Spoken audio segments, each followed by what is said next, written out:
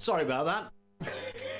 The thing's on repeat. I can't stop it. No, Sean hasn't made it to the frontier, to the studio, and he's stuck in traffic, but he will arrive as soon as possible. And we'll have a good chat about all the many different things that we have done together. But tonight, we are going to kind of just slot a little bit of Putin and Trump into the normal scheme of events, as we do have Sean available. And as Hegsy couldn't be available, so we're going to kind of mix it all around. Anyway, so the first thing we're going to do is we are going to spin the record, and here's the little selection that we'll be talking about tonight from Putin and Trump.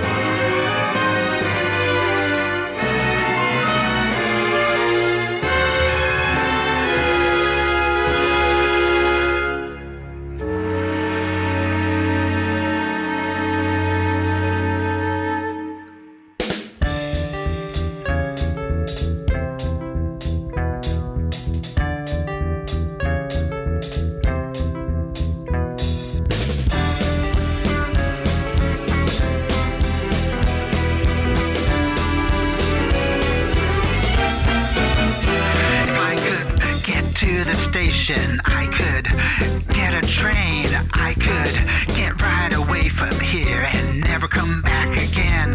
But I'm hiding in a hotel room. They think I am a spy, but it really isn't true.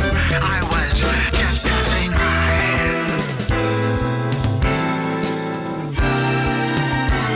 The police, I see them everywhere. I know they're on my trail. I only go out in the morning to check if I got mail.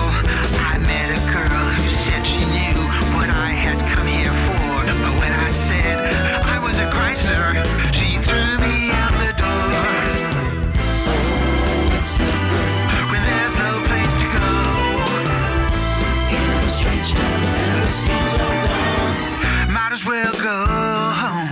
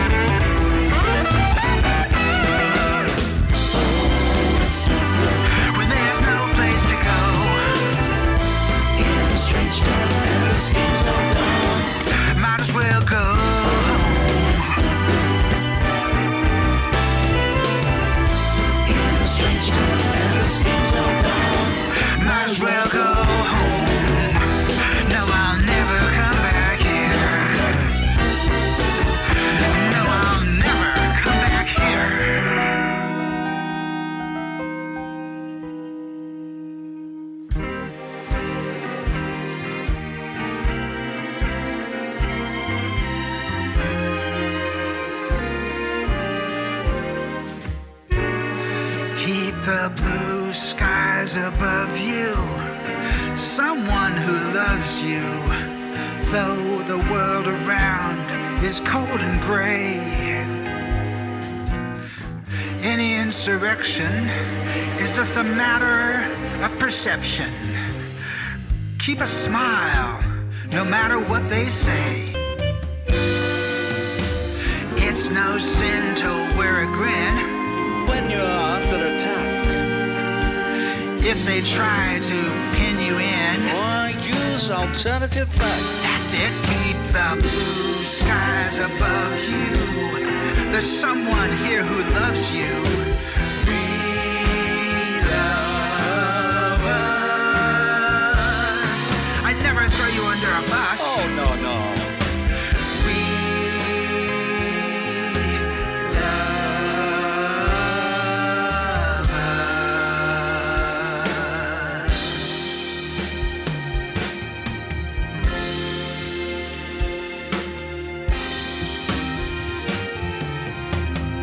That's it.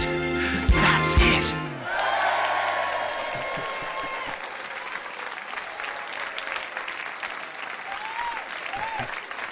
Well, the usual tumultuous round of applause. As you can see, Sean still hasn't arrived.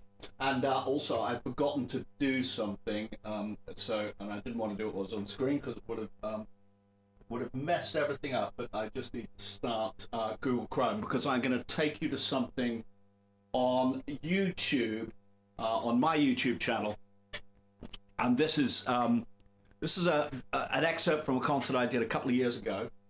Hang on. 2 seconds. Talk amongst yourselves. Let us get it together. Called Live, Loud and Unleashed, and Sean was on that one as well. So we're going to find a little excerpt from that. And this is also, for those of you who haven't seen this particular gig, it was an all-star band. Of course, the marvelous Paul Smith was on drums. Obviously, not the same Paul Smith that's on here tonight. Must be a much more talented Paul Smith. No, only kidding, Paul. Paul on drums, a good friend of ours called Robin on bass, Nigel on keyboards, me on guitar. I had my assistant Rob Sherwin on second guitar, and we had Born to Win on backing vocals, and a whole array of guests, and of course, Sean. So I'm just gonna kind of get my account up here, and then we can have a little look at the excerpt from this gig. And on my cryptic notes here, it tells me exactly when it is that I'm supposed to go. 1648, it says here. Let's find this channel.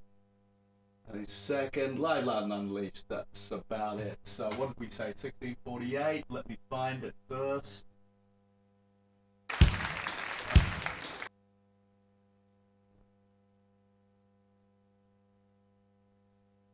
And this is a little tune. Hang on.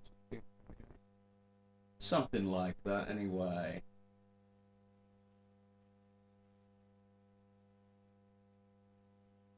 Okay, it looks like it's paused. That's good. This is a little tune called Koh Samu, which is a fictional island just off the coast of Thailand. So it's a whole story. I end up getting attacked in the middle of it, but Sean does a blinding sax solo, and that's the reason that I have chosen this particular song. But for those who don't know it, it's on the first album coming up from Down Under, and I particularly like this song. So I'm going to stick you back up on the screen here, and I'll be back with you then. Yeah, honest.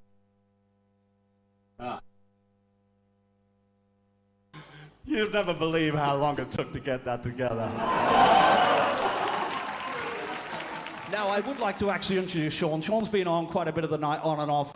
But when I was putting this album together, he played a load of the sax solos and stuff on this. He came across all the way from Bristol. He struggled through the weather, the snow, the rain. It didn't put him off one little bit. Sean McBride. And so this is a song about Thailand. And to give you a little taste of Thailand, a little something sound on this, Lee.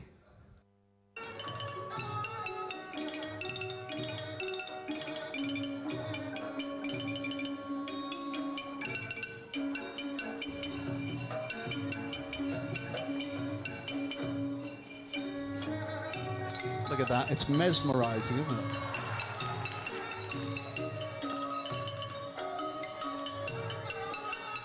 You could just watch it all night, couldn't you? So this was a song about somebody I know who her husband went off to work in Thailand,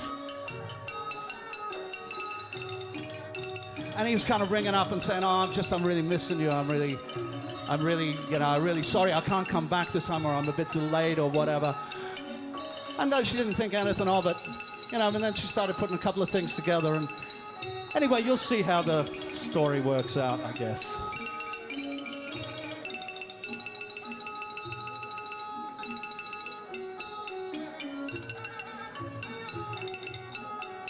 We sit and sip the Singer beer and forget why we are here. Be a Buddhist for a day or for the season. The pretty girls of Pat Pong 1 are leaving everything undone. And we don't have to tell a soul who we've been pleasing. Hello, it's me, I'm also down. That's why I haven't phoned. Some friends just called around, but I wish I was back home. Now Mary has to eat Thai food on her own, 'cause her man is late for dinner. She cries as he's hanging up the phone, 'cause he's marooned in Koh Samui and he can't come back.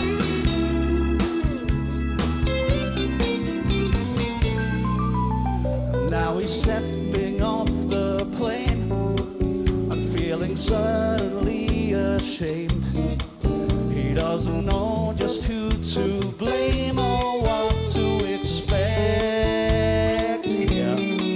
So he says, I'm jet-lagged from the flight and my stomach just doesn't feel right.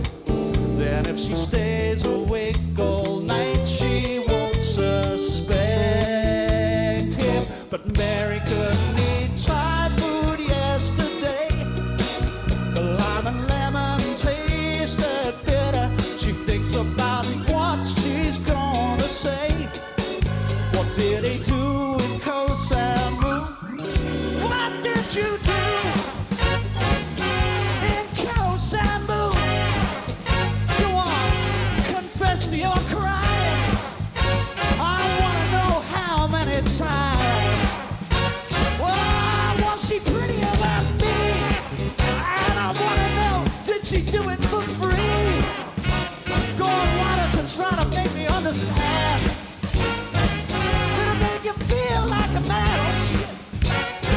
Did it make you feel good?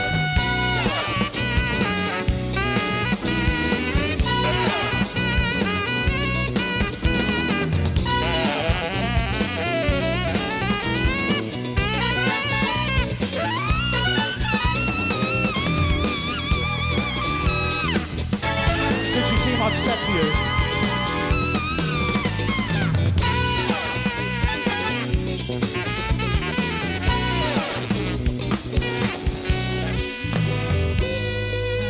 It's alright, hopefully they got her locked up backstage there.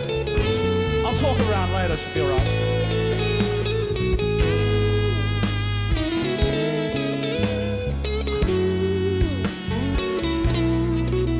These days, when I look in her eyes, she just stares like I'm a fool.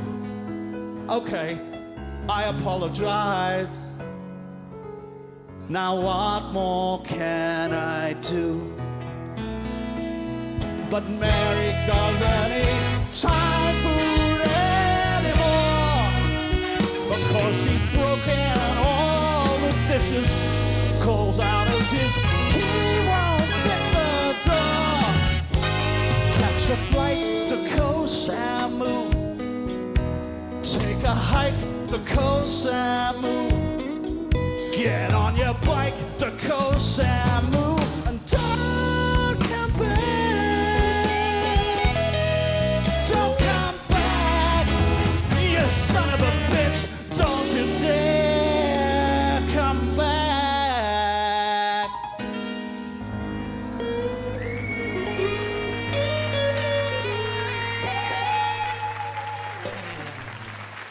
Thank you. was Kosamu.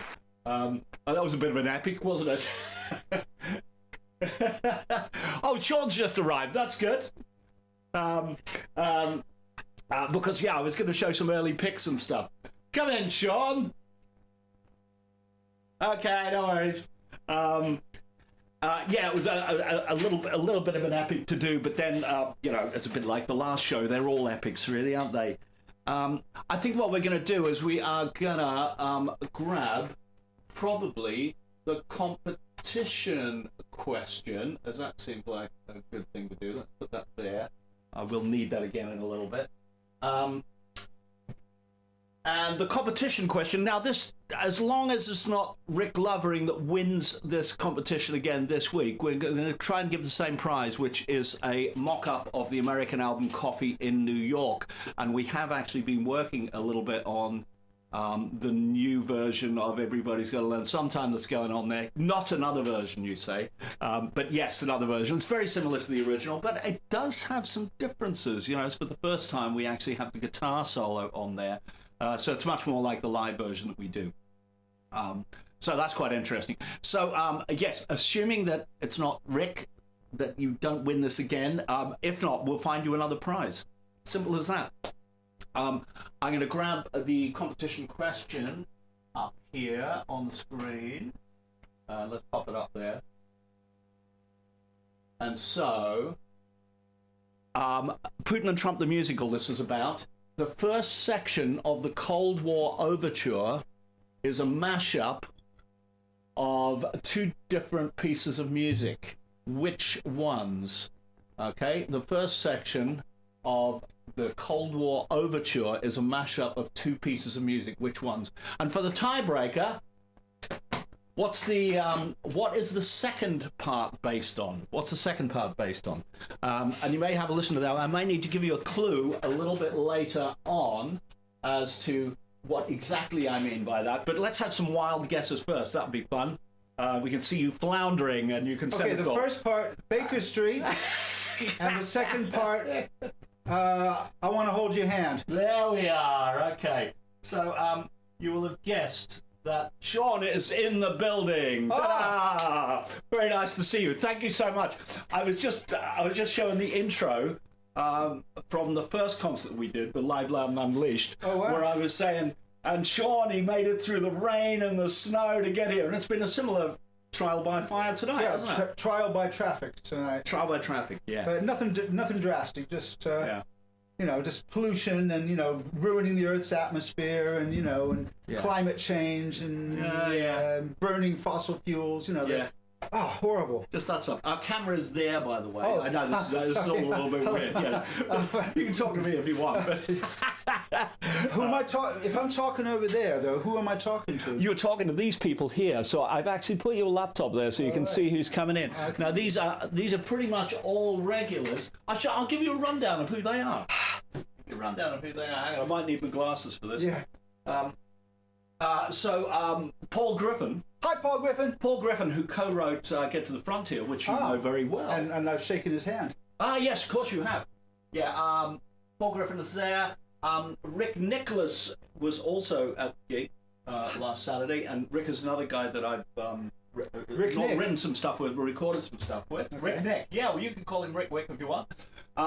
Angel is in America. She runs the Fans of the Korgis space across there. Where is she in America? Where? Do you know what, Angel? I think I do know where you are from America, but I cannot remember for the life of me because I've actually sent you parcels, haven't I? So okay, but I'm sure you're going to tell us where you are. Angel's going to tell us where she is. She had a birthday 10 days ago. She is the ripe old age of 27. Oh my God! I can't wait till I'm 27. Speaking of ages, you remember a person named John Peters who we used to work with? Very well, yes. Which is in fact where we met 40-some years ago. Yes, and indeed, I have an old picture of some people from John Peters' Yes, and he was 78 the other day. Was he? Yeah, and he's still making music. Yeah, isn't he? He still looks pretty young as well. Yeah, he looks pretty good. He's been doing music since lockdown. Yeah. Putting a video on YouTube of just him playing and singing songs, and he's done almost 1,800 songs, one a day. or more. Really? Yeah. Has he been doing that the whole time? Yeah. Because he started it during COVID, Yeah, didn't he? and he's kept going. And I about once every 6 weeks I do one with him and something like that. Anyway, Angel. But hi, he Angel. knows that many songs, doesn't he? Well, you can tell he's reading them, Yeah. but he does them, you know, and so he'll probably pick up a song, run through it a few times, and do it. And that's what he did in the old days, back in the Mecca days. Is he just absorbed songs all the time? Yeah. Yeah. Next after Angel. I'm sorry, I'm going to go back in time because the very first person to arrive was Mauro. Mauro Coco, and he's from Brazil, from Sao Paulo in Hi. Brazil. Yeah. Mauro is often here, even though. Yeah. What time is it? It's similar time to New York in Sao Paulo. 4 hours earlier. Oh, 6 even. Maybe. 6, I think. In Sao Paulo, maybe by the time. Yeah. Well, San Francisco, which is where you're That's from, 8 isn't it? hours. Is 8 hours. Yeah. So. Yeah. Something like that. Yeah. So, welcome, Mauro. Hello. Ingo, of course, from Germany. Did you meet Ingo and he was across? Was he the guy who was the guy who sat helping with you Sarah, out and, with my daughter Sarah. and helping you out and doing things? He was helping me out. Yeah, Yeah. He actually helped me to load the TVs. Very nice man. He is a very nice man. Yes. Yes. Hi, nice man. Yes. Rick Lovering, we have talked about, who is a good friend of ours. He actually came up to the record plant with us and pressed some vinyls with us. Oh wow. Yeah, so That's cool. that was Yeah. a fun day. You can see all about how Yeah. handmade it is, where you stick the thing on, Wow. you stick the glob of Yeah. vinyl in the middle, and And then you hit the thing, and Wow. it comes out like a record. Wow. Yes. And if you do enough of them, it is a record. Yeah, yeah. Anyway, your turn. Ingo, Rick Lovering, Rick Nicholas, we've already said. Paul Smith is here, our drummer Paul Smith, of course. Oh, so I can't be rude about him. Yes, you can. I already was. Oh, okay. If I think of any drummer jokes, I will immediately let you know. Hi, Paul. There we are. I think that is it. Of course. Yeah. Oh, Colin's here. Hi, Colin here. Colin, if you would have met Colin was there as well. All right. Okay. He's asked a question, actually. Okay. Will the US album be available in the UK, or will they need to get it from the US? Have you had anticipated release date? Well, no, we don't have an anticipated release date because they're going to release it on vinyl as well. So I don't know whether they're going to kind of try and coincide the vinyl date with the CD date, but that will always push it backwards. My guess is middle of the year. Whether we will have any here, I don't know. I don't know whether we'll talk to them. They might ship a couple across for us to sell at our end here. Don't know. We'll have to check that out. Yeah. Good question. Yes, it was. Not so good an answer, but a good question. Oh, Angels from Indiana. Hi. My father was born in Indiana, but they moved to Illinois when he was very young. So I have heard of Indiana, and I've actually even been there. Yeah. And talking about John Peters. Yes. So John Peters was actually where we first met. Yes. I think, wasn't it? In the Mecca band that he had at the time. Yeah. Yeah, that's right. And I auditioned for the job and I didn't get it. All right. Yes, I recall that. You came up to Bristol. I came up to Bristol, yeah. And then you later joined when we were in London? Yeah. They realised they'd made a mistake. I think so, yes. As soon as, yes. Hammersmith Palais. That's right, yeah. So we were at the Bristol Locarno. I moved to Bristol in 1981. And we played for a couple years. And Howell Maggs was the guitar player. It was a very, very Left-handed. famous within Wales, Howell Maggs. He's one of perhaps the 5 guitar players that you would mention within Wales. And I'm still playing with him at the moment in a band called the Tequila Slammers, based in Newport. Right. And and he's even older than I am. Anyway, so then we moved to Hammersmith Palais in I think 1983 maybe. Yep. And that's eventually you joined, and we were comrades, and then Well, we all moved together because the band was moved to Wales because of the Mecca band. They That's used right. to move them around. They knew you were based in Bristol, so but Wales, that's just across the river. Yeah. Of course, I was living in London, so it was That's hardly local for me. yeah, so that's because after Hammersmith Palais we started doing Newport 2 nights a week, Cardiff 2 nights a week, and Swansea 1 night a week. Yeah. And They just bought the top rank, so they just bought the top rank in Cardiff and the top rank in Swansea. Yeah. I can't remember what the one in Newport was called. Was it a Cinderella's or was it a... Probably something like that. Yeah, something like that. Yeah, so we did that, and then that brought you into Wales, and look what happened. Yeah, never looked back since. No. Yeah. At the time I went, there's no way I'm moving to Wales. It's like, it's a backwater and all that, and it's like, they got here and I thought, there's no traffic, everything's much cheaper. Well, there's traffic now, isn't it? There's traffic everywhere now. And we're not going to make any Welsh jokes because, but what's that word you use, backwater? I'm just. Well, that was my impression, but I was wrong. Because it turned out that, of course, Wales had its own microcosm. It has its own TV stations. Yeah, and it was really buzzy. A whole load of work. And so many bands came from Wales and everything. Yeah, so it had its whole buzzy kind of. Yeah, and at the time vibe. there was still a bridge between Bristol and here. And that somehow psychologically stopped a lot of the Bristol musicians from moving in and stealing the work. Well, also because you had to pay to go across the bridge at the time. And both of us did as well, yeah. We would think a bit more carefully about doing a gig in Bristol, and you guys would think a bit more carefully about doing one in Wales. Yeah, wow. So the rest of that band, though, that was very interesting, wasn't it? Because there was a whole load of people in that band that we're probably kind of still in touch with most of them. Dolly. Dolly, I saw Dolly 2 years ago. Stayed with her up in Leeds. Oh, right. I haven't seen her for a long time, but we say hello on Facebook and everything. And she's doing some great new material. Oh, good. Really good new material. Fantastic. Lynn, who lives just up the road from me. Who just and I'll find you some pics of these guys in a second because we did a gig in Morocco, and I have some pictures from Morocco. I do have a picture from the Hammersmith Palais as well, just the one. I'll get to them in a second. Mitch, of course. I haven't seen Mitch for quite a while. So maybe 3 years ago I saw it, something like that.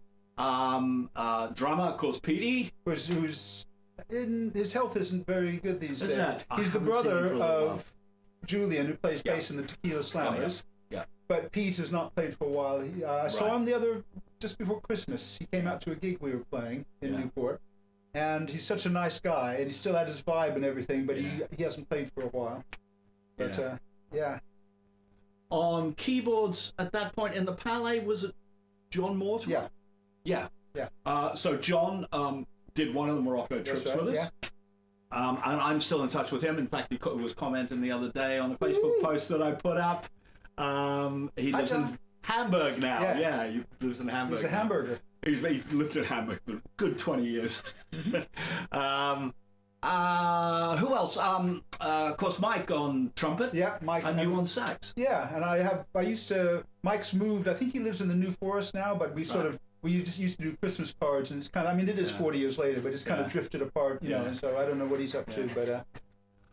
I should grab this photograph. Okay. This is kind of worth looking at. That one there. Oh, yeah. Okay. So on the very left is John Peters. You wouldn't believe it, but next to him on the right is me.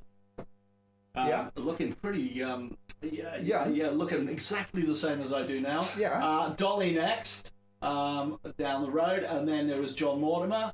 Then there's Lynn, then there's Petey. Oh, and this is obviously late Palais or not quite Palais, because that's Steve Canal. Yeah.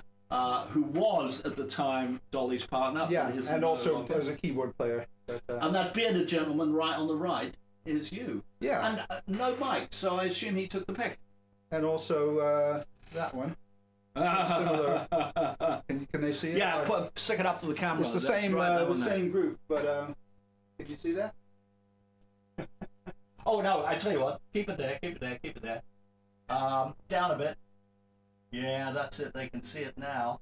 Okay. Yeah, the same group, but with a different pose. Yeah, blimey. Yeah. Lovely. Very good. Where was I now? I got. You were talking about real stuff instead of just ancient crap a minute ago. Oh, that's all right. We can move backwards and forwards as much as we want. I've got some Morocco picks. Ooh. Yeah, I know. I'm going to stick this up on screen now, and you'll laugh a lot. So this is a little gig that we did. I believe that is Rabat Stadium. Yeah, 50,000 people in the audience. Yeah, 50,000 people. With some. I'm going to show a little bit from later on in the concert. And that, believe it or not, is me in the center of the stage, dancing. Anyone that knows Julian, he is the guy that looks like he's wearing a smock at the moment with the red hair on the left there, because he was a conductor. In fact, he kind of helped to put all of that show together. 40 people in the band. And a very good saxophone player. Oh yeah, he is not. Yeah. Well, you'll actually see it, because I was going to do. I was going to pick up Birdland. Yeah. From there, so I'll have a little look at that. So more picks across here. Oh yes, that's the one. And there you are, back there. Yay! Yay! That was all good. Was that Mickey on the left? You don't remember that? I don't remember names. Okay, But it's like you're doing a bass face, but you're not playing bass. No, I know. Yeah. Weird. Okay. That's the trouble with being a multi-instrumentalist. So there's a good view. Yeah. That one really was that big. And there is you and Lynn and Dolly. Yeah. On the streets. Whoa. Yeah. That's cool. And that's the actual band on yeah, it the was gig. so big. It had string players, horn players, singers, drummer.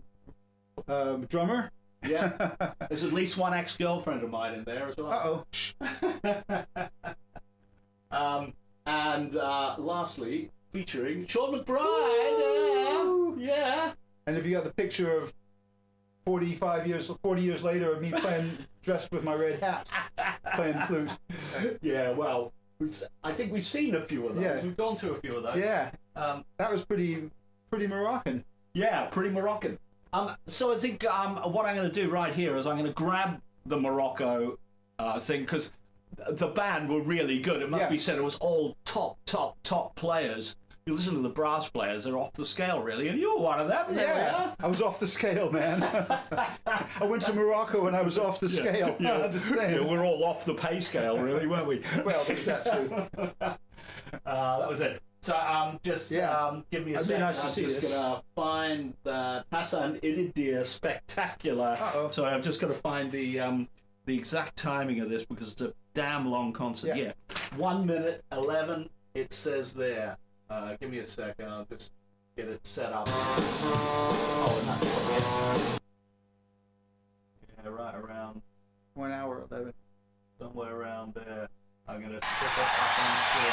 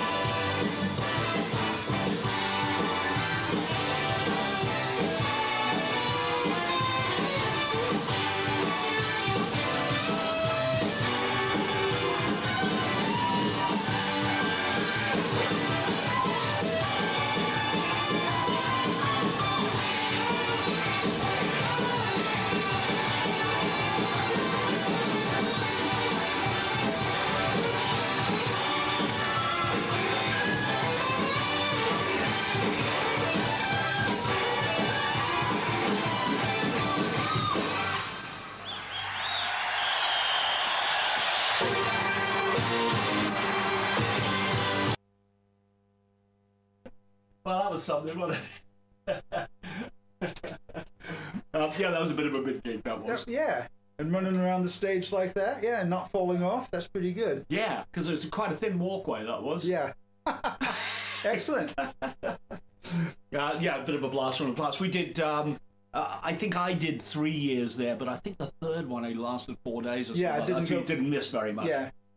But on that one. 86 and 87 I did, yeah. Yeah. Oh, wow. Yeah.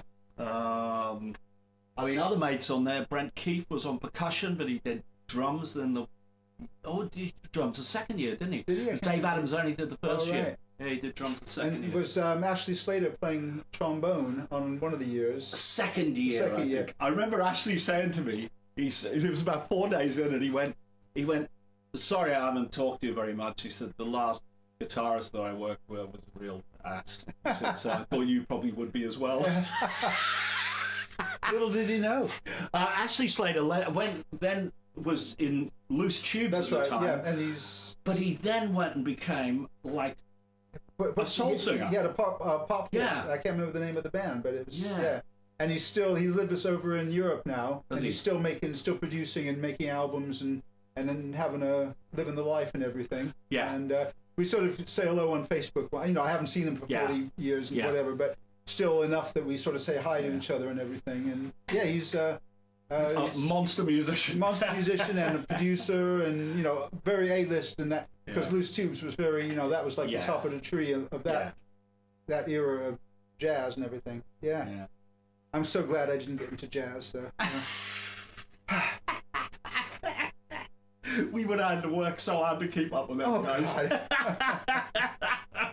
No, but you see, that's why, because I didn't do jazz, I got into rock and roll. Yeah. And the last album I only did one track on that one, Pat Wynn and the Losers, for Alan Wilson, with Western Star Records. Right. Who lives it's from Midsummer Norton. Yeah. And he does a lot of rockabilly things. Pat Wynn and the Losers. And I'm doing one track on that. Session musician playing rock and roll. Yeah. Yeah.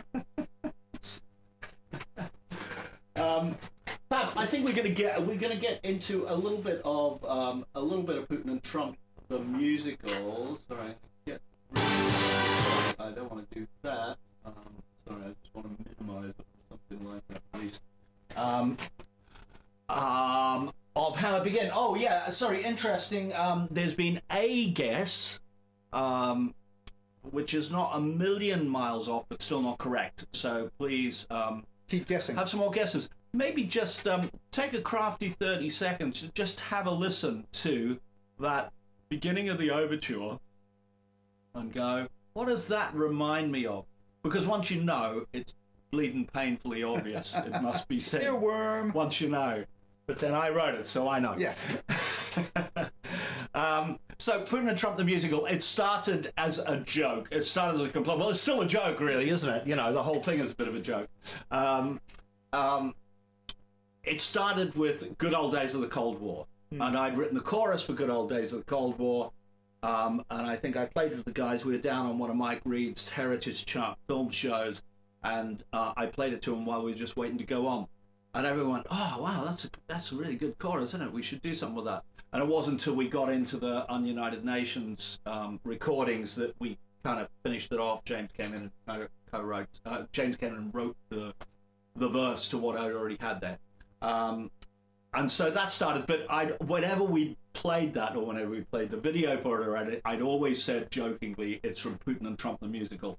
And then, what happens, I go on holiday and I start having ideas because I've got no work to do. So my brain is then starting to buzz, and then I kind of, I got the ideas for definitely Keep the Blue Skies Above You was one of them. And I think I kind of wrote it while I was driving back from northern Spain, all the way up through France. So you have a song called Driving, and you wrote a song while you were driving? Yeah. Oh my God, that's so deep.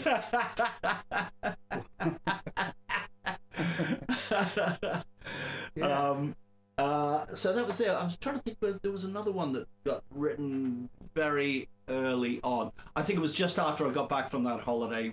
I wrote Way Past Midnight in Moscow, and that was like, oh, okay, well, we've got 3 songs, and I was thinking that's probably enough, really. Why bother going any further? And then, lo and behold, I start thinking, oh, maybe we it needs a little development. And in fact, it was possibly Paul Griffin who came with the song "Get to the Frontier," and he went, "Do you reckon this could be in Putin and Trump the musical?" And I went, "It probably could, really, because it had that Cold War thing about it. It had all of it. What I was going to say was, there's some underlying themes here, and it's like people go, "Oh, why does it sound like James Bond? Why does it sound like Cold War?" Well, it's easy, really. There is something that is inherent in all of those things. Apart from anything else, they're all in the minor key. And so, me being lazy, I think, oh look, I lost my pick now. It's in the guitar somewhere, probably. Well, probably. If you that change, and here's an interesting way to play it.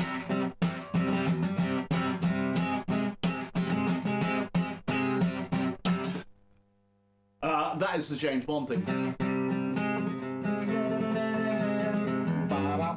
What is it?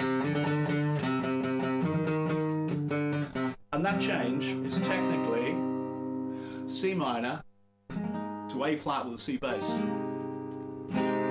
Jazz.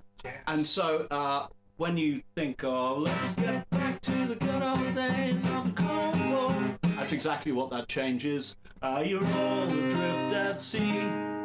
Same thing. And all those chords like... Yeah. We stuck all them in. So essentially,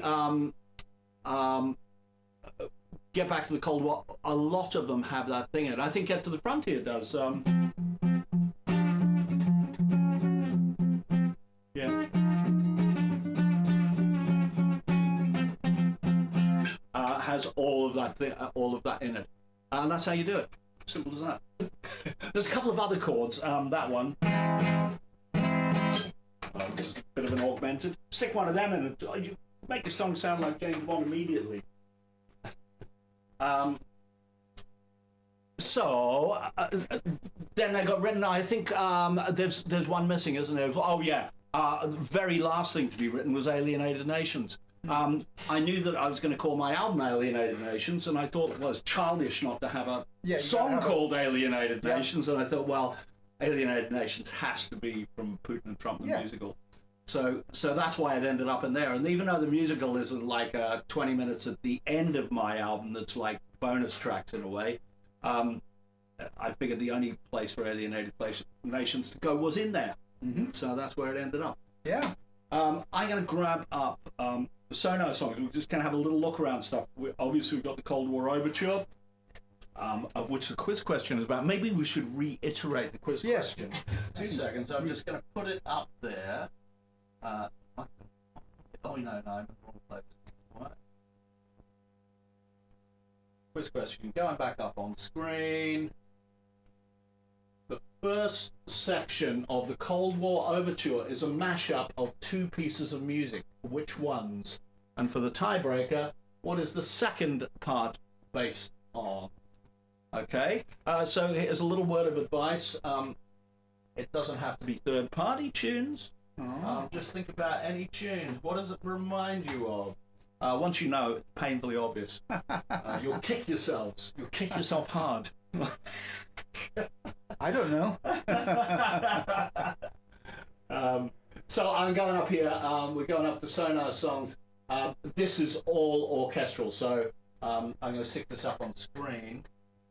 All orchestral. So you know, normally where you got all those pink and red things, nothing here. Nothing. No backing vocals. No lead vocals. Nothing. No rhythm section. No drums. Nothing. That's no drums. No drums. I see. Because it's pure orchestra. So it's all orchestra. So you know the normal stuff. Here are the strings. I'm just going to solo the strings. The ones that always sound brilliant no matter what happens. Let's just have a listen to them a little. Spooky.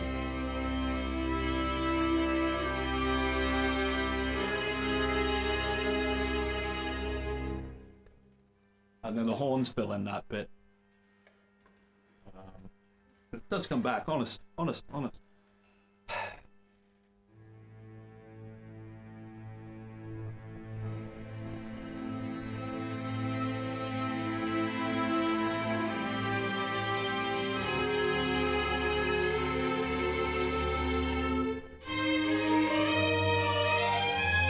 And then this is what I call part 2.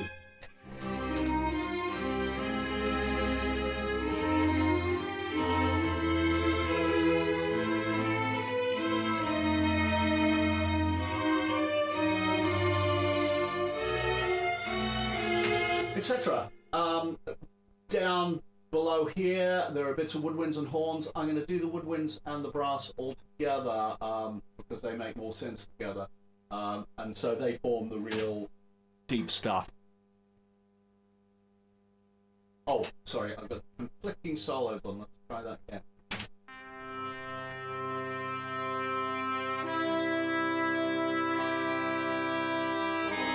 C minor to A flat.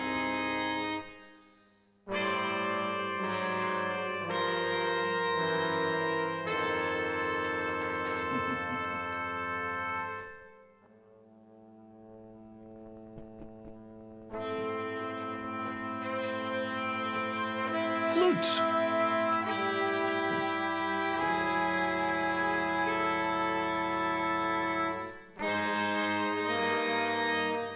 And where the strings carried the tune before, now there's just the peripheries.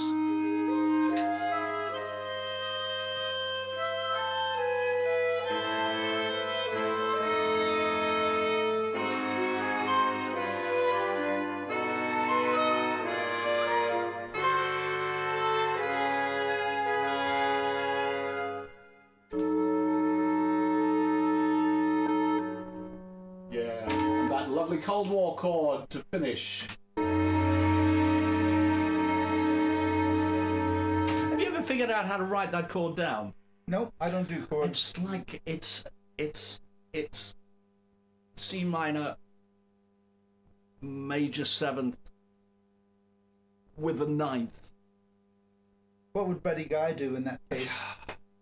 Yeah, exactly. Yeah, we just go, that's a nice shape.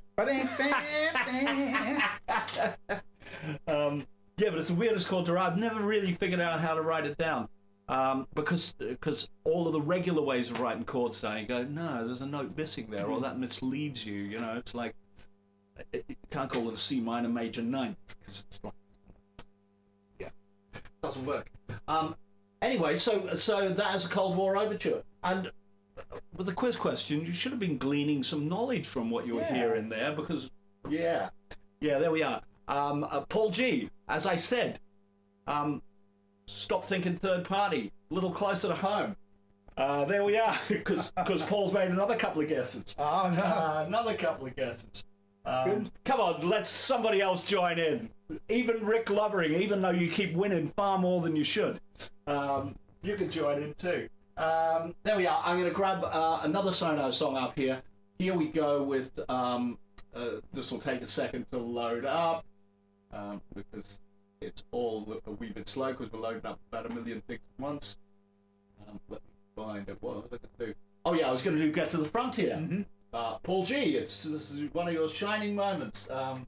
Get to the Frontier coming up. And I wanted to look at this because this is what we did to Sean's voice on this. This is all megaphone type. So we used megaphone for it live, but we didn't actually use megaphone on the recordings. We used regular mic on the recordings, but we put it kind of through megaphone effect. For the technically minded amongst you, we used a convolution reverb. Oh, yeah.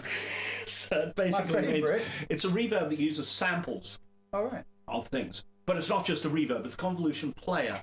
So the idea is you can go into a cathedral and you clap your hands like that, and you capture that signature. And through the magic of numbers, the can clap gets taken away, and you can put yourself in that cathedral or anything you want to in that cathedral. Yeah. Okay, so that's a little bit mind-boggling. It gets even more mind-boggling because what we used there was we used the convolution. What do they call it?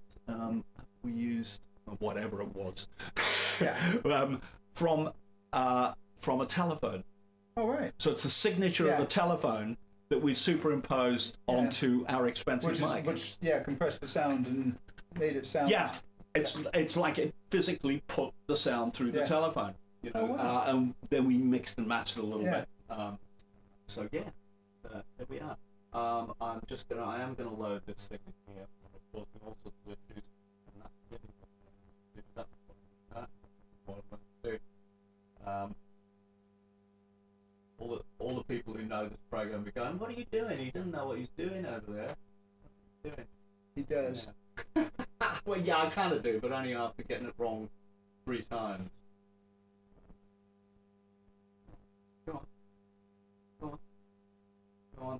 Go on. So get to the frontier. Let's find the verse. And there's a whole load of stuff here. This was originally recorded with Paul Griffin doing the vocal, and so his vocal is still there. You can see it at the top, Paul lead. This one, Sean's here, and this is what it sounds like in isolation. If I could get to the station, I could get a train, I could get right away from here and never come back again. But I'm hiding in a hotel room. They think I am a spy, but it really isn't true. I was just passing by. Okay, so this is what it sounds like without the convolution effect. If I could get to the station, I could get a train. So I've compressed the hell out of it, so we hear the breaths a lot. And it sounds really good with like the mute on it as well. Yeah. If you just push mute, it sounds even better. So yeah, that's what we did. We did it like that. And Sean, you worked very hard on this, didn't you? You worked. You kind of studied. Well, studied some of Trump's inflections. But I'm not an actor, so I couldn't quite get all the ins and outs of his phrasing and everything. But I sort of got that kind of. I tried to get a little bit of that sort of weirdness. The one I like the most is well, I still love Melania, but she says it's much too late. Where he does that late. Yeah. In the middle, he doesn't finish the sentence properly. Someone should teach him how to speak. Politics and religion are off the bandstand. Never discuss politics and religion on the bandstand. Oh, Rick Nicholas, E minor 9th major 7th. Yeah, that would work. He's after your job.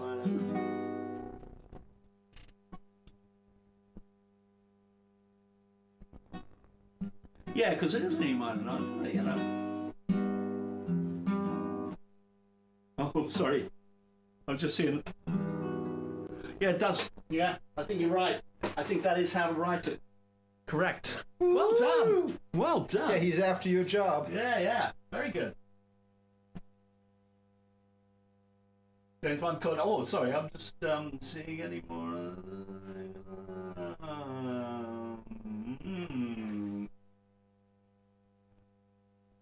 More guesses. Oh. Interesting guesses. Interesting. I mean, there's loads of things in this. I particularly like some of the strings in this are very nice. Sure if I can easily just find it. Oh yeah, Richard Nicholas has made up.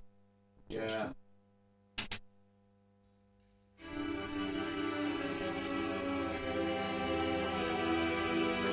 So he took the James Bond thing and reversed it. All right. To avoid being sued. Yeah. Yeah. And then we've got all of this stuff going on.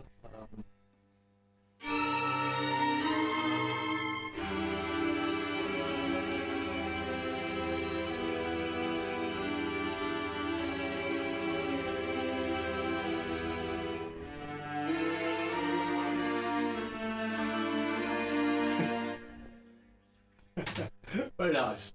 Very good. And I think we're just going to quickly move on to Keep the Blue Skies Above You. Let me just see if I can load that in quickly here. Circle will stop spinning.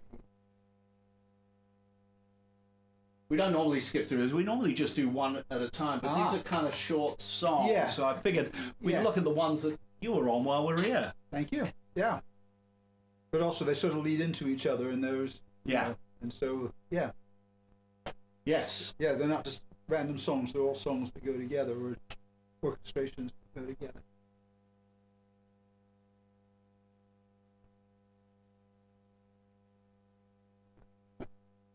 Any second. These are all rather large files, so they all take a little while below.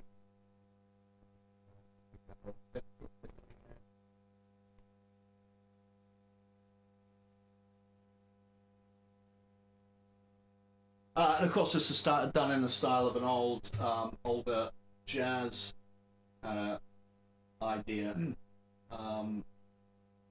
Let me just mute the orchestra in this case.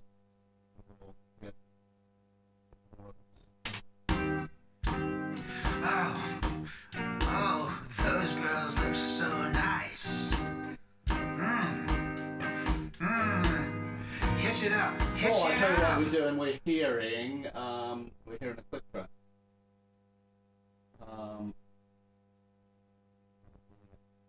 Yeah, I've done a few different things there. This is for the click with the orchestra. Oh, those girls look so nice. Hitch it up. Hitch it up. Woo. Woo. Come sit over here. Let's just hear the orchestra by itself on that. That's kind of that's one of my favourite sections. Very cabaret.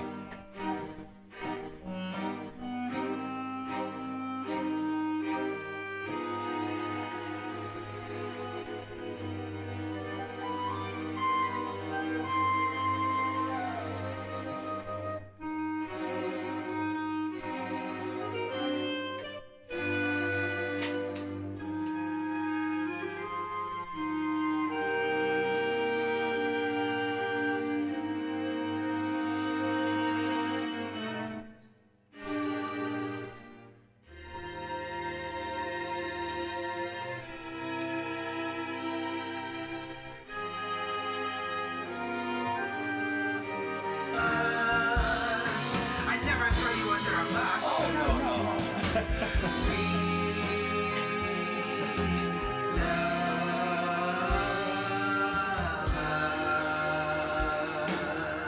I'm going to find the Melania line somewhere around here. I still love Melania. She says it's much too late. Not too late. So, John, you did all of those vocals in about 2 hours, really, wasn't it? Came over and did them, and Yeah. I was doing them on top of the ones that were already on there because I hadn't. It would have been harder if I'd actually had to learn all the tunes and everything. Because I was amazed. Well, I was amazed, but like I'm not very good at memorizing stuff, and you can like memorize whole 2-hour shows and know exactly what's going on, and I'm like, yeah, all right. Where's the part for it? Okay. So yeah, but it worked. Yeah. It worked good. I had an unfair advantage in the fact that I wrote most of it, so Yeah. I had an inkling of the inner workings of everything. I think as long as I know the inner workings of it, I can usually work out my part. In fact, half of the time, my biggest problem is I have no idea what key it is. Right. So I said, No, but what key is it? Yeah, Right. but you know what you're doing. Well, I don't know where to start unless I know what key it's Oh, in. right. But I kind of semi-busk everything. Yeah. So, but because I know the framework of it, I go, oh, that must be there, and that must be there. I probably played that. So, and sometimes I'm wrong. When you do the all the orchestral and strings and the woodwinds and the brass things, where do you get are those real players? I mean, Yeah, they're all real players. Are they? Yeah. All real players. They're all my mates that just come in. I mean, I try and before we book a string session, I make sure that I've got 4 or 5, maybe 6 pieces of music for them to play. Yes. Which is enough. They can't do any more by Yeah. the end of it. Yeah. At the end of it, they're all going, we need oxygen.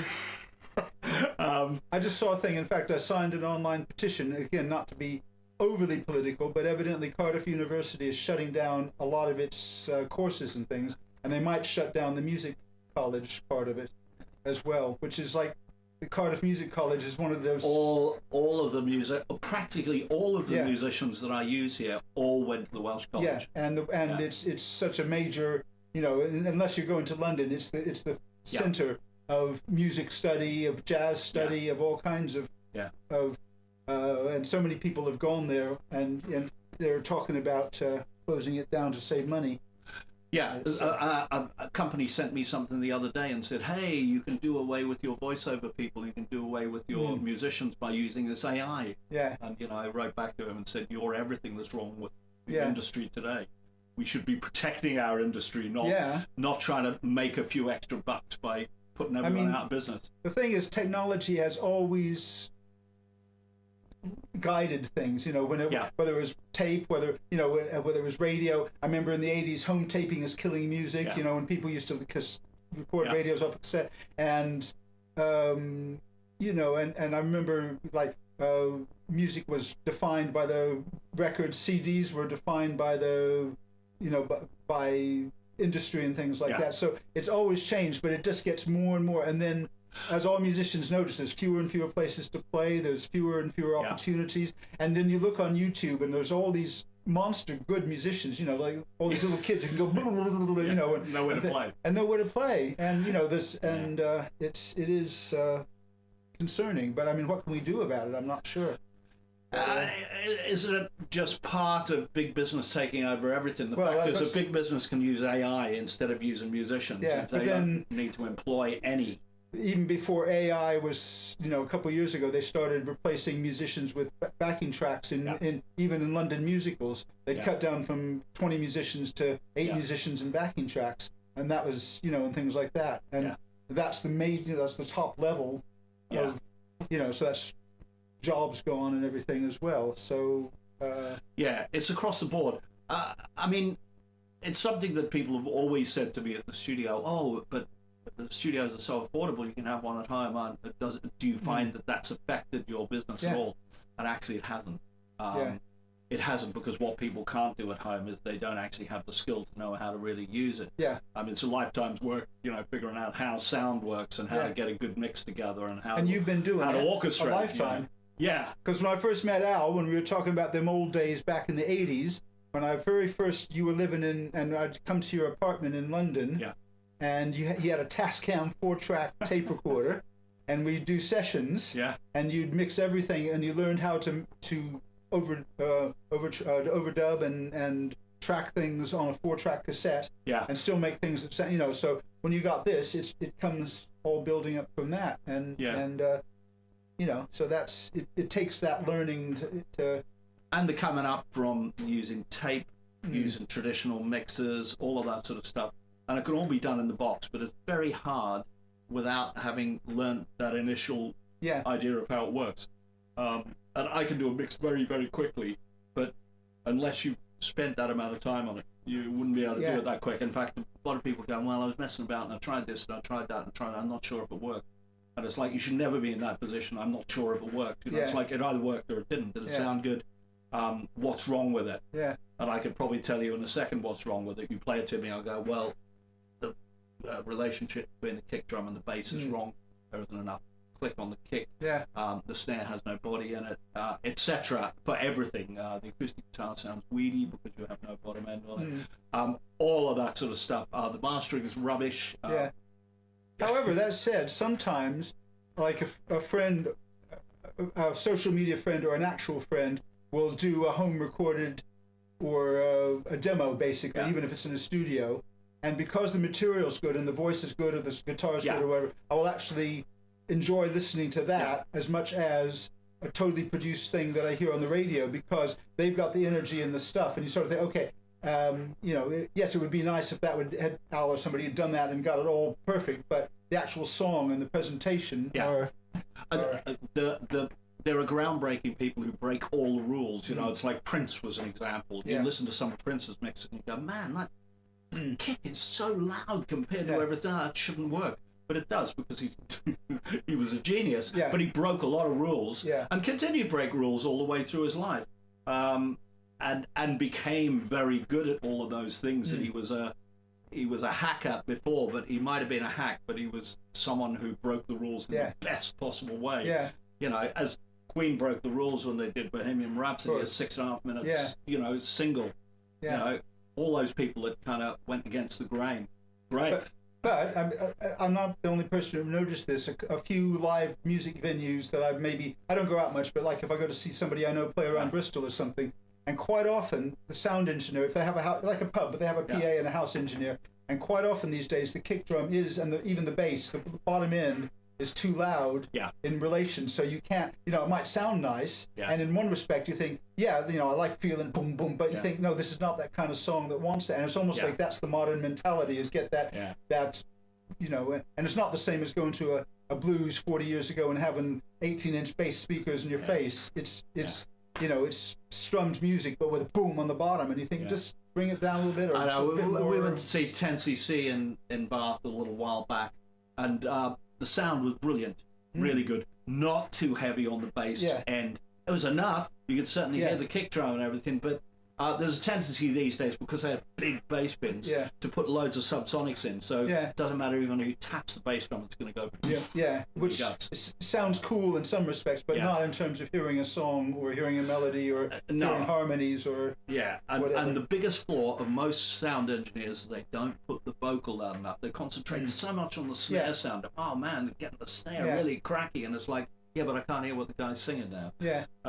I mean, again, I don't go out much, but a few times I have gone out to see, like, St. David's Hall. Is St. David's Hall open again yet? No, I don't think it will open again, apparently. Oh, anyway, I went to, or the Beacon, the Colston Hall is in Bristol, and things like that. And sometimes the sound, you think this is a major venue, holds 2,000-3,000 people, it's on the circuit, and yet the sound where the sound guy is down there or there is probably really good. But you're sitting in the balcony, you still paid for a seat, and it's not a stupid way at the back seat, or you're sitting over there, and the sound is not great, and you think, why didn't you get the band to play and walk around and hear what it's like, and and things like that. So well, it's like any of those big halls. You actually need separate little speakers to bring the sound closer to the people at the back.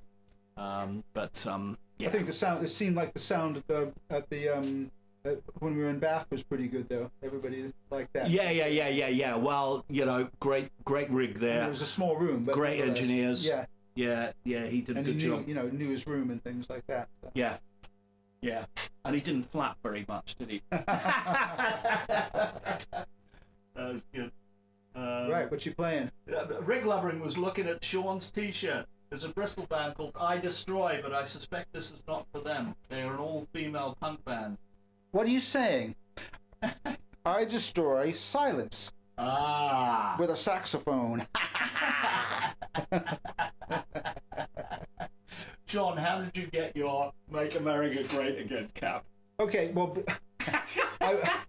I normally would not wear one of these, but because this person I know wrote a thing called Putin and Trump the Musical and asked me to trump on it, I sort of thought, well, and then I thought, oh my God, am I going to have to buy it from himself and spend $500 on it? So I went on, just put MAGA hat, and it came up on Amazon. It was about $8.99 or something like that. And even though I don't do Amazon, my daughter who lives around the corner ordered it for me, and it came about 2 days later.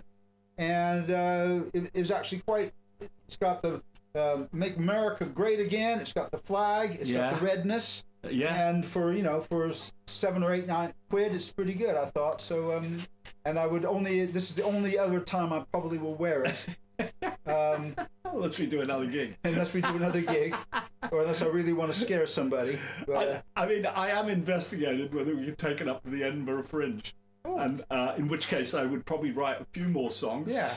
I haven't played at the Edinburgh Fringe since 1976. I haven't played there at all. I used to live in Edinburgh, but I haven't played there. I used to live in Glasgow as well. Yeah, so it was an Amazon, but a good deal. Just randomly, it was the cheapest one there, and it turned out it's okay. Well, that was where I got my wolf mask from. Really? I know we didn't do that on the gig, no. but yeah, I got my wolf mask from Amazon. It was about £8 as well. I just looked for the scariest one I could find, and I leave it around in various places in the house, and because people see it, they go, "Oh!" It was one of the first things I said. I'm gonna open with Thinking of You, and then I'm gonna do Neverland. And Kerry went, "You're not gonna wear the mask, are you?"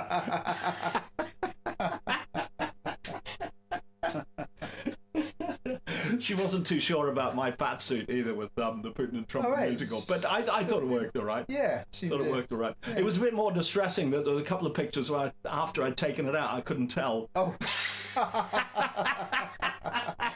But it was a full-size pillow. It was. right, good stuff. Okay, first section. I think the competition, we'll go back to the competition later, but I think we actually, I'm not going to say, but I think we actually have a winner. Yeah. Yes. News. We've got some news. Paul Griffin and Al Steele are in the Heritage chart. We've gone up to number 23. That's not very much. Because last time we went up 10 places, so from 10 places to 1. We could be stalling, or it could be just a temporary thing while we pick up breath before we launch our way into the top 20. We'll see how it goes. Anyway, I put out a plea saying, we need your help. Vote, please. Vote, please. And we'll see what happens this Sunday on the Heritage chart. But hey, we haven't done too bad. 23 is not so bad as all that. So that's cool. Paul Griffin, I've got a question for you. Do you want me to play the boys and girls our new song that we've just been working on? You just give us a yay or a nay, you know. Yeah. Beanhead art. Beanhead art. Hang on 2 seconds. Beanhead art. This is the Beanhead art. Oh wow. That is a Oh wow. Quite something. I think he's Bristol-based artist called Beanhead. And we've released this 45 years of the Korgis, 45 years of Everybody's Got to Learn Sometime. Only 45 of them going to be printed in the world. Ooh. I believe there is a note in there from the artist with them numbered or something like that. And of course we're going to sign them. They're not cheap, I know. 45 quid is not a cheap buy. But it's not a 45. That's the one thing that's missing. If it was a 45, If it was a 45, yeah. that was 45 years. Well, cost basically, 45. what we need to do is do a picture disc. Yeah. With that on the picture disc. But we'd never be able to sell that for 45 quid. We wouldn't be able to make it for 45 quid, probably. Price of vinyl these days. But there we are. It's quite a nice thing. It's nice in real life. It feels quite nice. It's the kind of thing you could put up in a frame. Because the last one that I got was kind of on plastic material, but this is kind of feels real. soft kind of vinyl kind of thing. Very nice. Very nice. What else we got here? Should be in here. Oh, Paul's saying, okay, let them hear it. Yeah, let them hear it. Oh, let them hear it. Okay, I've got a mix of this somewhere. So I'm gonna find it. And when we do, hang on. Missed it. Okay, I'll find it. This is a new song that I've been working on with Paul G, part of a new album that is probably going to be out middle of the year, maybe shortly after Easter if we got our skates on. It's going to be a full album, 10 tracks we reckon, and this particular one is really good fun. I'm going to find the folder. Oh, there we are. What's the song called? It's called Vindalanda. Vindalanda. Do you know what that means? Do you know what it is? Vindalanda. It's part of America. It's part of America, isn't it? No, that's Greenlander. Oh, yeah. Greenlander, yeah. No, what's Vindalanda? Finlander.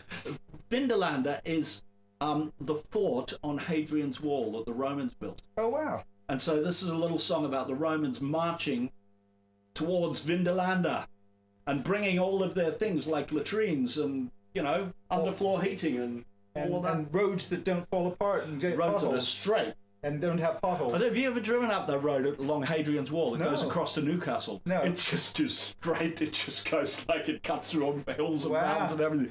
Absolutely straight. Yeah. Well, what a great idea. It's like we want to get from there to there. This is the quickest way to do it. It's just going to go straight as far as the cloak runs.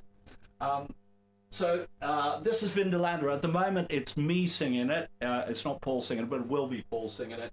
And there's a few backing vocals. We'll probably add more backing vocals to it, but you'll get the idea.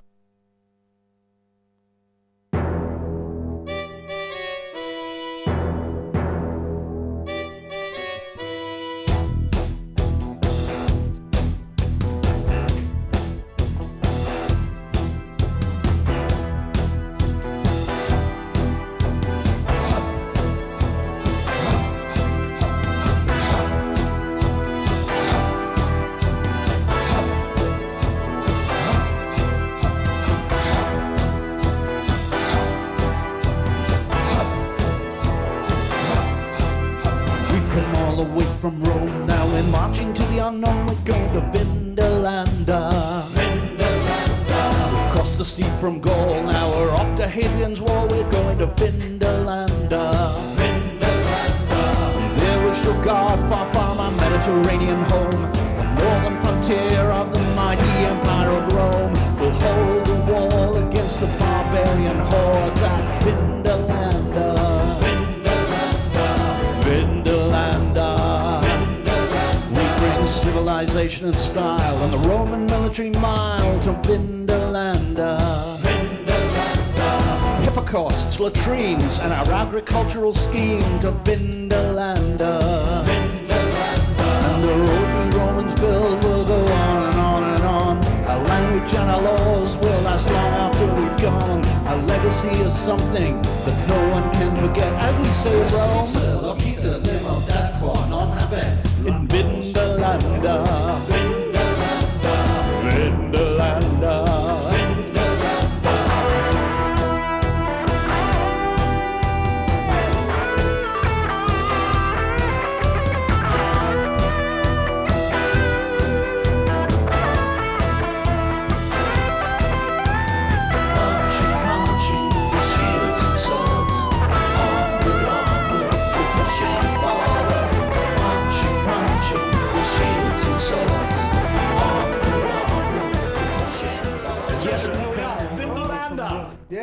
You can feel that we're on our way, traipsing across Europe. Yeah.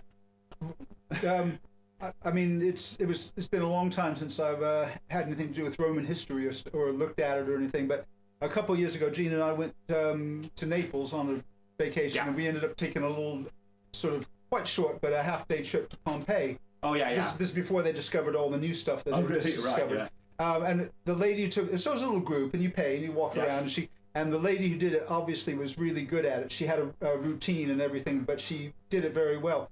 And for instance, we got to one of the little arenas where the gladiators had fought. Yeah. And they had the rooms that they stayed in. Oh, yeah. And she said, it was obviously set up, but she said, so which one of us here do you think would be the best gladiator? And of course, there was a quite tall guy, and everybody pointed at him and said, no, you're wrong, because gladiators back then were quite short, like 5'5" or something like that. And all the rooms, the doors on the rooms were quite small. So actually, they weren't massive. They were all. And the other thing was that she took us around all the different rooms, and they had brothels and things like that, and also all the baths and everything was still there. And she asked a question: what do you think was the most visited area or the most visited rooms in Pompeii back in its heyday? And everybody thought it was the brothels, and it was actually the libraries. Right. The most visits, even more than the brothels. Right. And and the final other thing that I noticed was they had the main street and they had something that looked like a pizza oven. I mean, this is, sort of 2,000 years ago or whatever. And they had all the places where the shops had been. But when all the people brought all the traders brought their goods in with their horses, they parked the horses outside the actual city and brought the stuff in. And that's kind of like these days, you park the trucks there and you bring the stuff in. And it's like, but anyway, yes, libraries were more popular than brothels. And gladiators weren't that tall. Ah, there we are. A lot of short gladiators who spoke Latin. Yeah, but if they spoke Latin, they were very smart. Well, yeah, that's right. Well, Paul Griffin wrote those Latin lines, so he's obviously very smart. Yeah. Whoa. Very good. I've no idea whether our pronunciation, because I listened to your pronunciation when you sent me through the voice notes, and I thought, I'm not sure that's quite right. And I made my own up, and I thought, I'm not sure that's quite right. So we probably need to research. Get some AI on there. Yeah, to research the Latin thing. I thought it might be quite fun to do it in an Italian accent. We would do Latin in an Italian accent. Yeah, I think so. Yeah, I think so. That's all right. I think so. That would be good. We've got a new person in from South America, I reckon. Ellie Campina Grande PB. Who says, don't look back, I love Don't Look Back, yes. We love Don't Look Back as well. If I'd known you're going to be on, I would have found a live version of it. And I don't think I can easily do that, which is a bit of a shame, because we've got a live version with orchestra, which is quite nice. Ooh, yeah. So maybe join us next week, I'll try and find that. Live with orchestra. Talking about live with orchestra, the American album. Oh no, it's not the American album. The Japanese release of Ununited Nations has a separate CD with it, with several tracks on it. Two of the live things from the Korgis and orchestra. And the standout one there for me is Something About the Beatles with the orchestra. Sounds amazing. Really good. Might play you that next week as well. Yeah. So how's this competition going? The competition. Should we announce the competition winner? Let's get the competition back up on screen again. Back up on screen. Going up there now. So this is the first section of the Cold War Overture. It's a mashup of two pieces of music. Which ones? And for the tiebreaker, what is the second part based on? And because we actually said that for the tiebreaker, what is the second one based on, we actually have Rick Nicholas as a winner because he picked out that, in fact, that opening sequence is, of course, good old days of the Cold War. And I thought everyone would get that by the time you got to the second phrase because the chord sequence is quite identifiable. And, of course, the second section is Alienated Nations. You're all adrift at sea. Da, da, da, da, da, da, da. Straight tune on that one, so that was relatively easy. So that's what I was saying, Paul. You were thinking too far outside the box, and you need to come back in the box a little bit. Man, stay outside the box, man. Yeah. Yeah, like boxes for straights, man. But maybe we should, if we played that a little bit, you would then get it, wouldn't you? How can I play that? I'm trying to think of.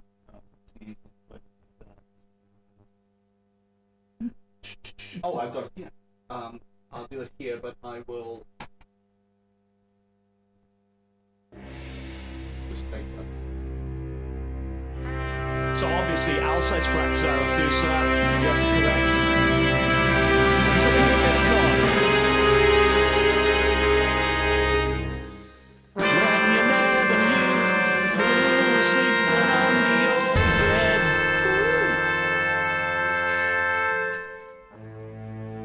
More suspense. This one's gonna be so much better than the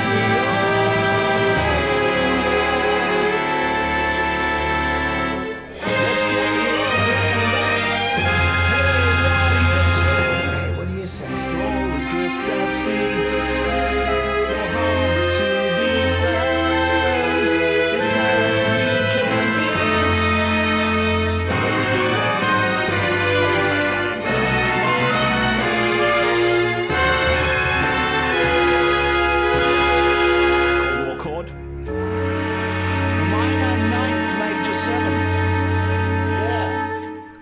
Very good.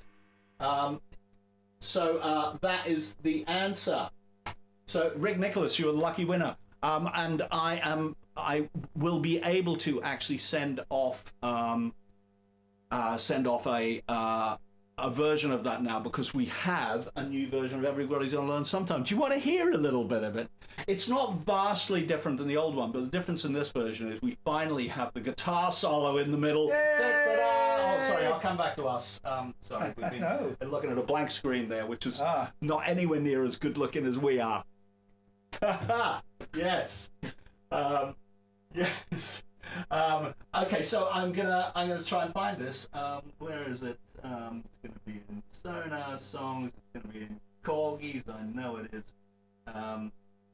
Everybody's Got to Learn Sometime. 2025. I'm not gonna play it all. I'm just gonna grab it somewhere from the middle. There's a couple of little extra surprises that we've stuck in.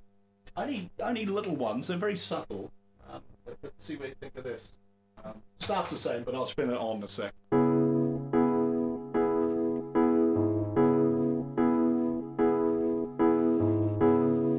Change your heart. This is not mixed, by the way. Look around you.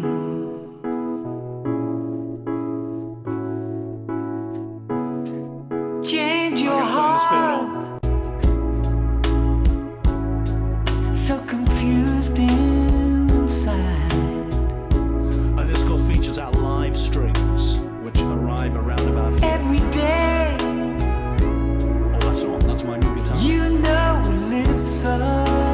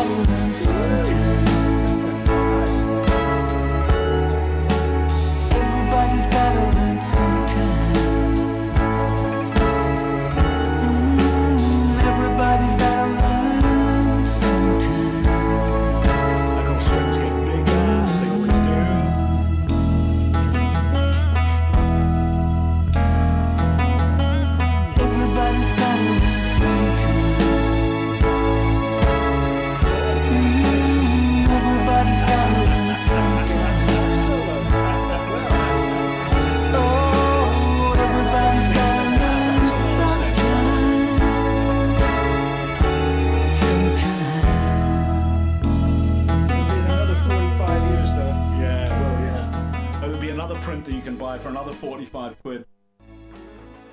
45 quid then will only be worth 45 pence. Yeah. Yeah. That was nice. So there we are. Yeah. Everyone's got to learn sometime. Newish version. It's quite nice. James and I are mixing that next Tuesday, I think. Very nice. Very nice. Next 3 gigs. Rayleigh on the 8th. I think it's the 8th of February. Rayleigh on the 8th of February. Just north of London. We're surrounding London at the moment. And then we've got Crier Arts in Colsholton, which is South London, on March the 1st. And then after that, Hanger Farm Arts, of which I got the 2 mixed up, and I sent the posters and flyers to the wrong one, and I had to ask him to send them on. Could you send them on to the right place, please? Which is down near Southampton. This may be the only South Coast gig we do this year, because we seem to have quite a lot of abroad stuff. We're in France at least 3 times this year. We're hoping to put some other things in Belgium and around there, you know. So that's all going ahead. I saw somebody said got tickets for, it's you, isn't it, Rick Nicholas? Got tickets for Hebden Bridge. Great, good. Well, look forward to seeing you there. It's a bit more in your neck of the woods than my gig was, but thank you so much for coming down to it. Do appreciate it. And then I'll just say, next week we've got Cooper coming in. You don't know Cooper, but Cooper is someone who's co-written a few songs from the ALienated Nations album. You know, Someday Charlie, Someday, the song about Charlie Chaplin. It was his song originally, and I changed a couple of chords, and then James and I wrote a chorus for it. And that became one of my favorite songs on the Blue album. It was just something about it. It was really nice. And then I was working on an album with him, and he had this song called Storm Before the Calm, and he kept saying, I just think it needs a chorus. And in the end, after he said it about 4 times, I said, do you want me to write a chorus for it? And he loved it. It was too late for his album at the time, so I said, do you mind if I put it on my album? And he went, no, okay, knock yourself out. Cooper was always also involved with End of an Era Feeling. He co-wrote the kind of third sequence in it. We were all in the same room. It was Chris Hopkins, Cooper, myself, and James, all thrashing out various bits of that. So that was a good fun time, and I'm sure it won't be the last you hear of it. So Cooper's going to be on the show next week, and he's going to come in, and we're going to talk about all his stuff, and maybe play some of his stuff as well, because it's really good. He's got a great voice too. So that's fun. I was going to play one more thing before we sign off and leave you with some videos, as we always do. I've got this from Acapella. You've Got the Love That Matters. Anyone who used to see us doing our infamous boy band song will know this song. It's where we get 3 of the guys out the front, and I kind of announce that this is what a boy band song would be like, performed by people of a certain age. And it's good fun. And we had Born to Win came back and joined us on stage for just that song, who of course were our backing vocals for 4 years, for the first 4 years of getting together there. So I'm just going to try and find this. Yeah, we're back. That's good. So here you go. From Acapella, You've Got the Love That Matters. Let's do it. Here we go. Ready for this? Ready? It's worth waiting for, honestly. 2, 3, 4. To get my way, tried to give you everything, if only you would stay. Friends said I was crazy, said I was a fool. They don't see what I see when I'm laying here alone with you. You make my heart so blue.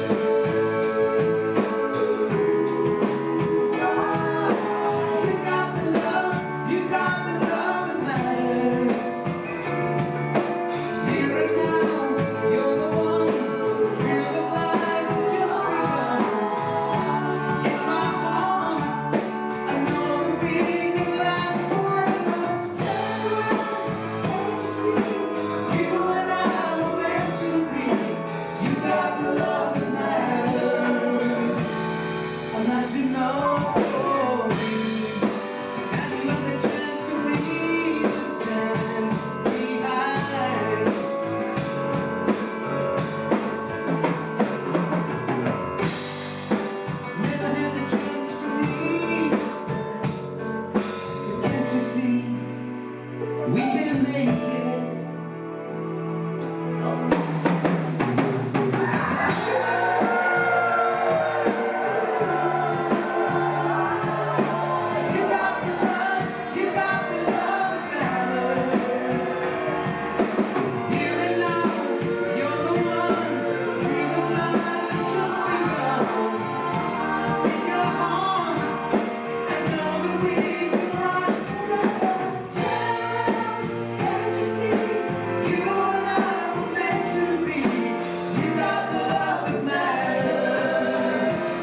And that's enough for you.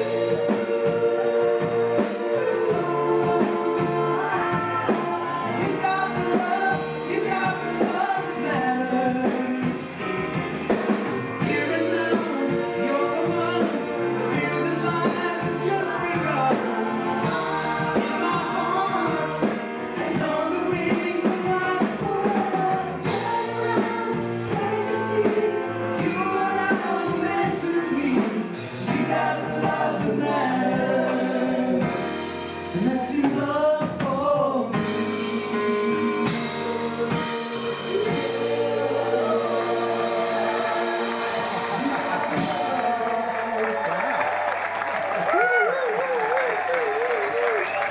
Wow, that was a blast from the past, wasn't it?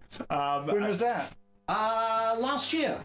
Last year, middle of the year somewhere. Yeah. Yeah, it was a great gig. Yeah, pretty packed in there, which is nice. Always nice.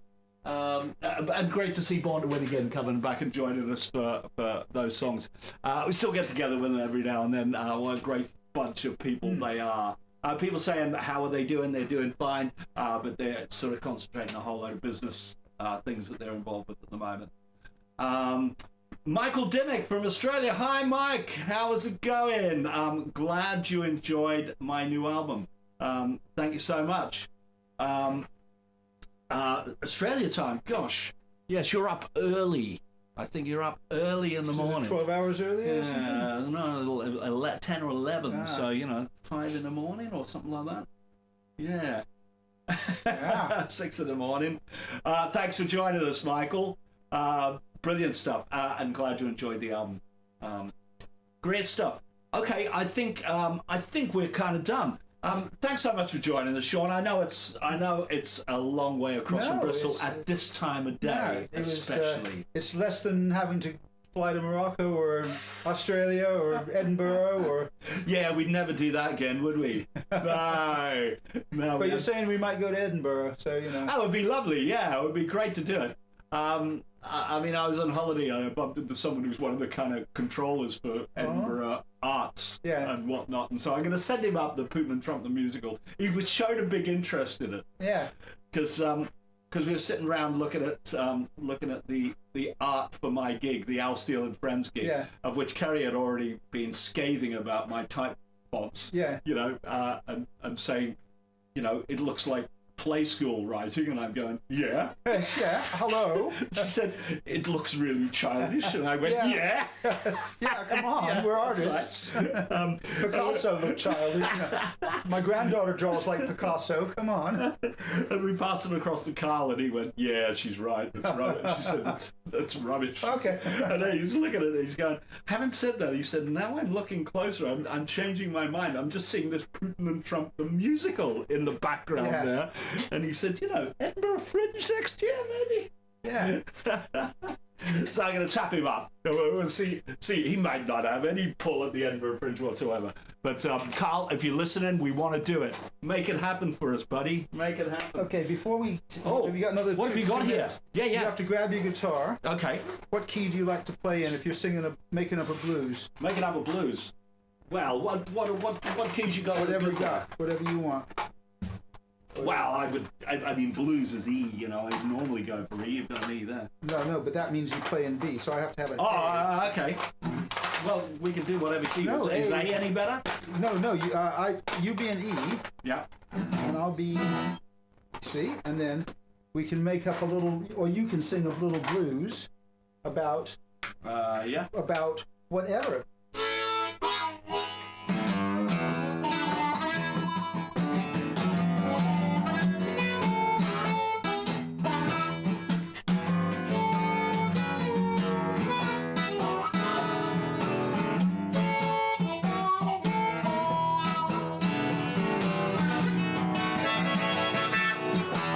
this morning. I had the blues. I knew Sean was coming. I thought I can't lose. Yeah.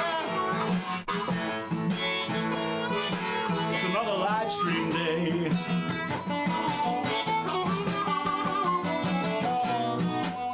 We're gonna keep going no matter what they say.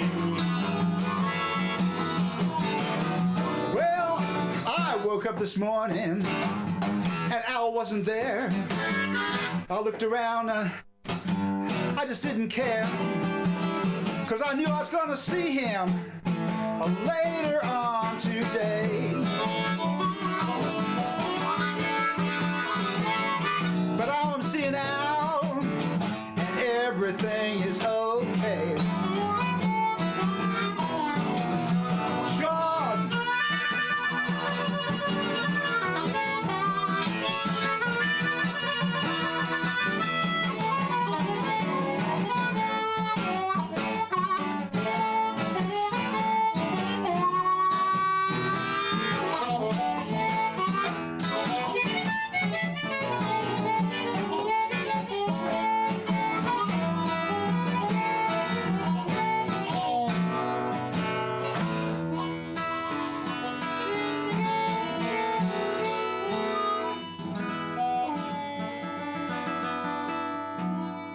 Yeah!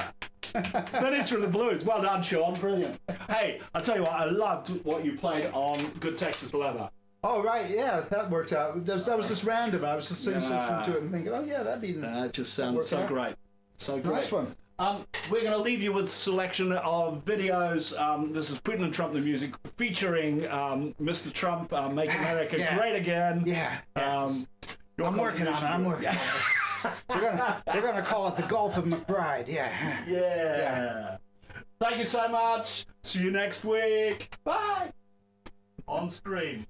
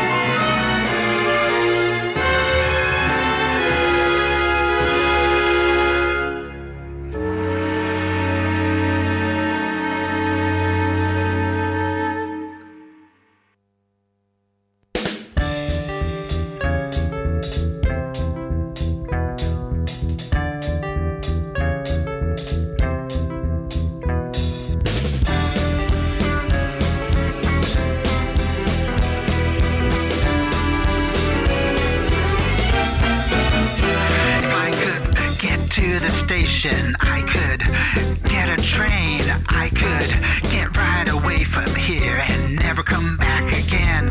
But I'm hiding in a hotel room. They think I am a spy, but it really isn't true. I was just passing by.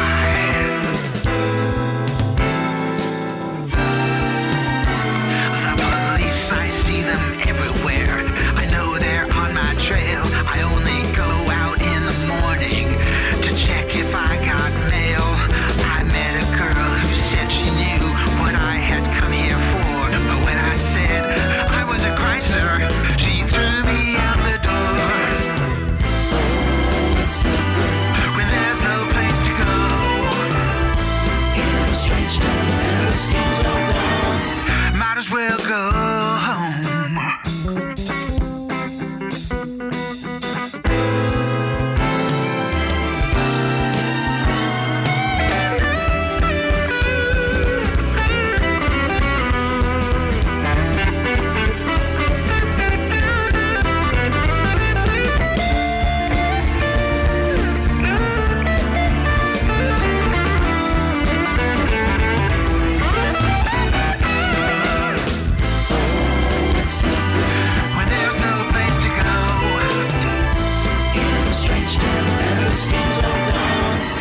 as well go home.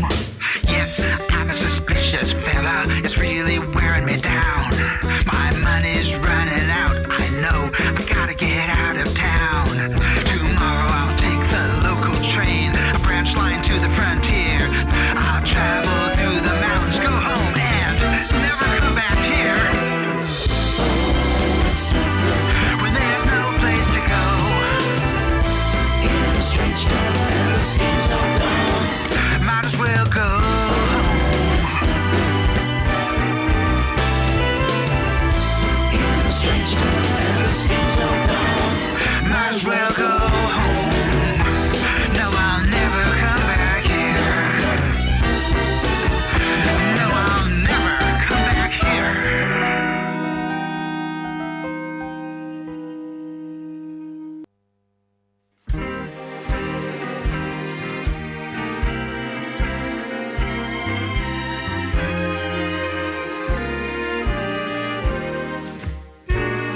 Keep the blue skies above you. Someone who loves you, though the world around is cold and gray. Any insurrection is just a matter of perception. Keep a smile, no matter what they say. Although I still love Melania, she says it's much too late on account of all those lovers I've had since 1998. So I keep the blue skies above me, and if no one else will love me, I still love me.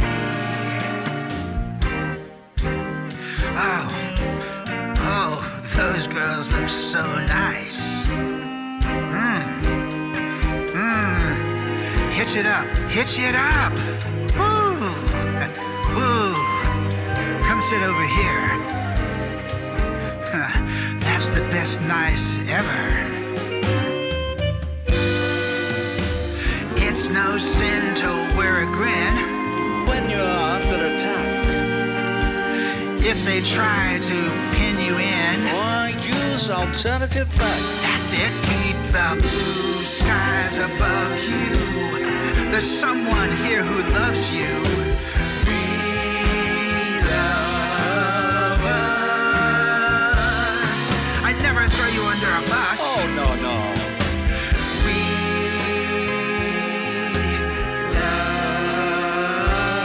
love us.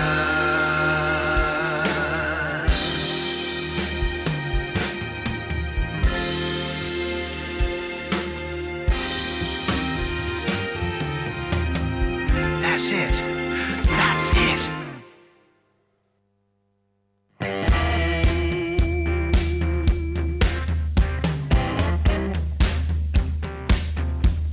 Now.